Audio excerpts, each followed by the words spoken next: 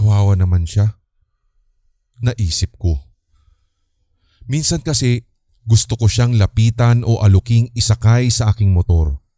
Kaso baka tumanggi siya o matakot. Hindi naman kami magkakilala. Bukod pa sa lubos akong mahiyain sa mga tipo kong babae.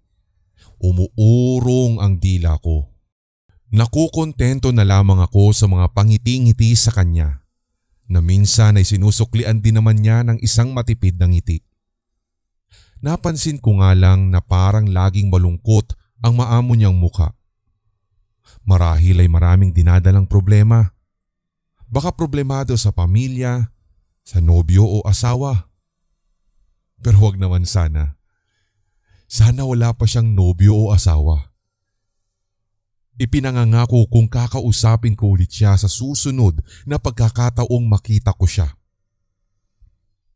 Yan ang lagi kong nasasabi sa aking sarili patungkol sa pag-iipon ko ng lakas ng loob upang lumapit at magpakilala sa kanya sa paraang hindi siya matatakot sa akin.